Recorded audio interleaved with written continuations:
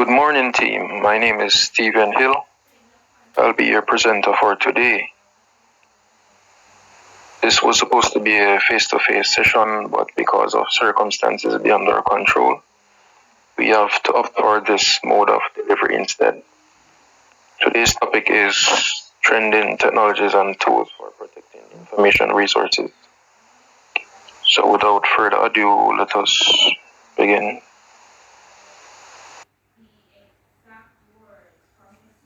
Okay, we'll start by talking about information resource. Information resources are defined as the data and information used by an organization.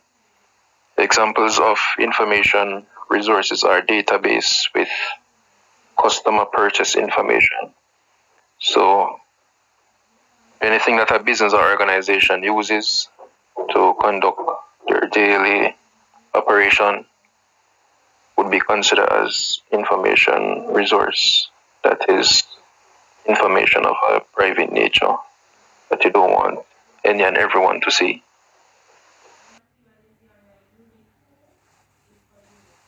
Think about the valuable data that your company collects, stores, and manages. Information like financial or payment data, intellectual property, and sensitive personal information about your employees and customers. These are a goldmine for hackers. Data security is a crucial element in protecting your company's reputation and fiscal health. So, in protecting your information resources, we have to take into consideration data security because that's the main focus. So, data security is both the practice and technology of protecting valuable and sensitive company and customer data, such as personal or financial information. It is predicted that by 2021, cybercrime damages will amount to an annual total world cost of $6 trillion, even outpacing the yearly cost of damages attributed to natural disasters. And on an individual company level, these damages can be just as catastrophic. The average cost of a cyber attack is currently $1.67 million, with operational and productivity loss, along with negative customer experience being the primary consequences of suffering an attack. With that being said, this brings us to access control and authentication, being as we do not want any and everyone having access to our information resources, no matter whom and when. So, access control consists of all the policies and procedures a company uses to prevent improper access to systems by unauthorized insiders and outsiders, while authentication refers to the ability to know that a person is who he or she claims to be. Access control software is designed to allow only authorized persons to use system or access data using some methods or authentication. Various tools and technologies used to help protect against or monitor intrusions include authentication tools, firewalls, intrusion detection systems, and antivirus and encryption software. New authentication technologies would include a token. A token is a physical device similar to an identification card that is designed to prove the identity of a single user. Here is an illustration of what a token looks like. An example of a business who uses this is the NCB Bank for online banking. So anyone who has an NCB account in this online bank would have a token because they use it as a authorization tool to gain access to your account. Next, we have a smart card. A smart card is a device about the size of a credit card that contains a chip formatted with access permission and other data. So this can be used to do things like open a door, open a safe. It probably has information on it that as a swipe to a reader, you can get that information from it. This is what a smart card looks like, illustrated here in this pic.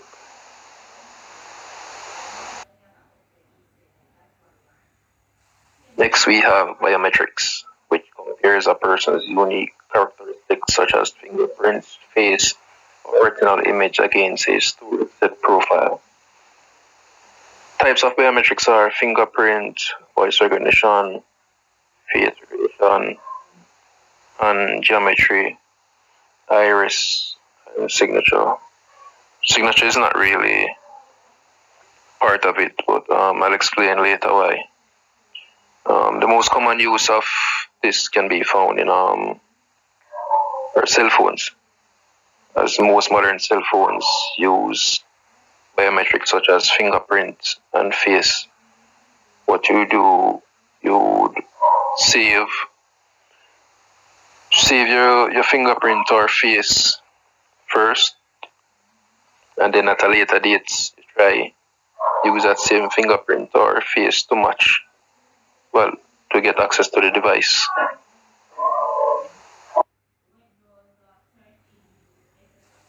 Moving to a wider scale now, we're looking at the firewall. A firewall is a combination of hardware and software that controls the flow of incoming and outgoing network traffic and prevents unauthorized communication into and out of the network. The firewall identifies names, internet protocol addresses, applications, and other characteristics of incoming traffic. It checks this information against access rules programmed into the system by the network administrator. So what this is saying is that anything that is coming in that the program administrator says should not be let into the network, the firewall will stop this, hence giving only access to what is programmed to come into the network.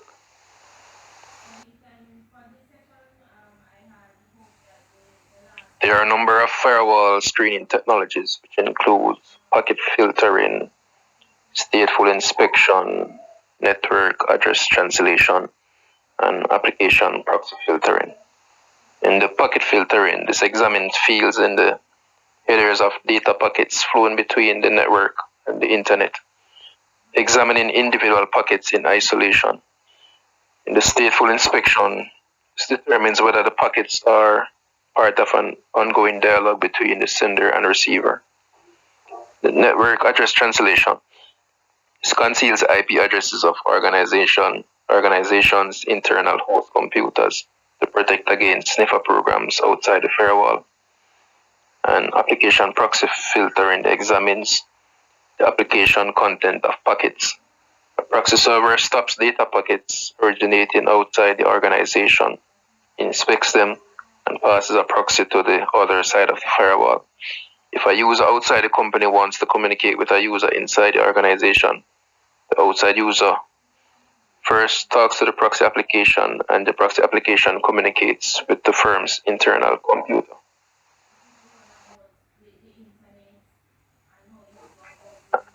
Intrusion detection system, sometimes called an intrusion prevention system, feature full-time monitoring tools placed at the most vulnerable points of corporate networks to detect and deter intruders continually.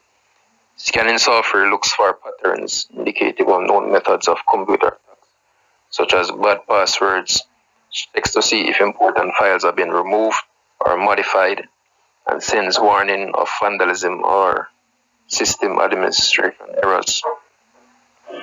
Network intrusion detection systems monitor network traffic for suspicious activity. They are specifically used to detect known malware by looking at individual packets or sessions or signatures of the malware. However, this model does come with its challenges. For example, it's nearly impossible to detect every variant of malware, and IDS will at times detect the inevitable false positive. IDS systems therefore need to be configured on an ongoing basis in order to discern normal network traffic from actual malicious activity. Time it takes security teams to tune an IDS to fit its designated task is time that can be better spent on actual threat hunting and other tasks. This is one that we should all be familiar with, the antivirus. Antivirus software is designed to check computer systems and drives for the presence of computer viruses. However, to remain effective, the antivirus software must be continually updated. This is so because the programmers will, if they find out that a virus has breached the antivirus software, they'll try to make patches of that software. So in order to get the patch, you'll have to continually updating the software so it can be relevant to protect your system. Next up, we have encryption. Many organizations use encryption to protect sensitive information transmitted over networks. Encryption is the coding and scrambling of messages to prevent their access by unauthorized individuals. Two methods for encrypting network traffic on the web are SSL, which is Secure Sockets Layer. You have the successor of that, which is a TLS, Transport Layer Security. And SHTTP, which means Secure Hypertext Transfer Protocol. In the SSL or TLS, it enables client and server computers to establish a secure connection session and manage encryption and decryption activities. While the SHTTP is another protocol used for encrypting data flowing over the internet, but it's limited to individual messages. So this is saying basically that the SSL is used in LAN networks and the SHTTP is used in the WAN networks. Alright, encryption is done by applying a secret numerical code called an encryption key so that the data are transmitted as scrambled set of characters. To be read, the message must be decrypted and scrambled with a matching key. There are two alternative methods of encryption. You have the symmetric key encryption, which is sender and receiver creates a single encryption key and it's shared between both of them. And you have the public key encryption, which is a more secure encryption method that uses two different keys, one private and one public. So the sender would use a public key to send scrambled information and send it, and the receiver uses a private key to descramble the message to read what was sent. So if anyone intercepts the information between the sender and receiver, they would just say like some gibberish. They couldn't make sense of what the message or information is without using a key to decrypt. Same. Now we're back to revisiting digital signature. A digital signature is a digital code attached to an electronic transmitted message that is used to verify the origin and content of a message. So why I said the digital signature is not really biometrics is that it doesn't use the biology of the person, the makeup of the person as an identification. It's similar to a regular signature that you would write with a pen or a pencil, just that it's recorded electronically. Digital certificates are data files used to establish the identity of users and electronic assets for protection of online transactions. So this is, just like it said, it's all files used for identification or verification.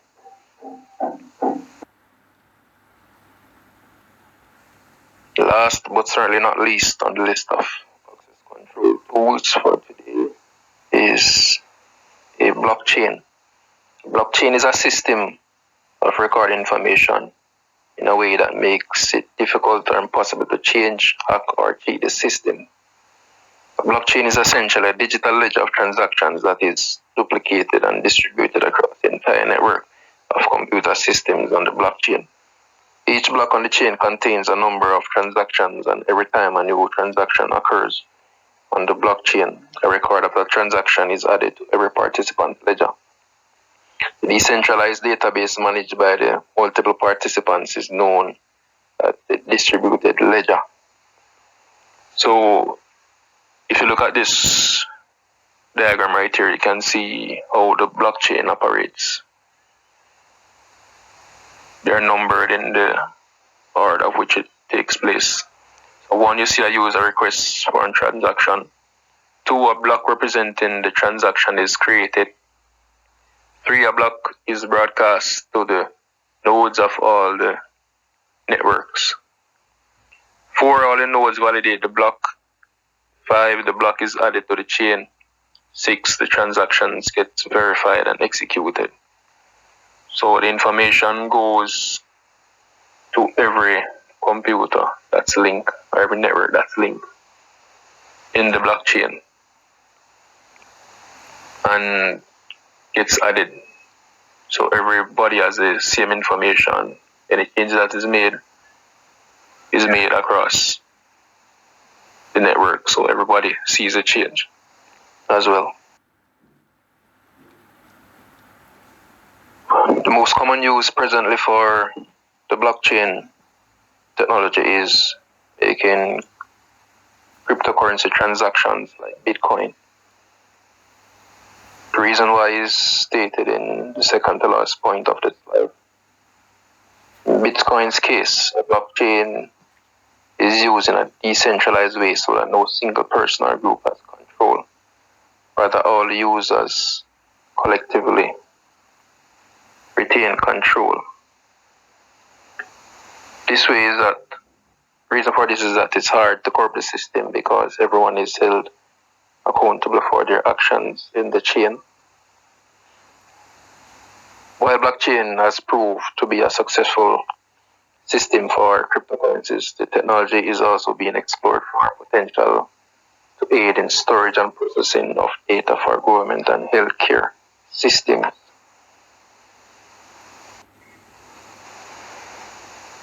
The decentralized, transparent, and transmutable nature of blockchain can help with the confidentiality, integrity, and availability of data. Even so, no cybersecurity system is perfect, and it can be hacked. As technologies grow and develop, methods invented to challenge them do the same.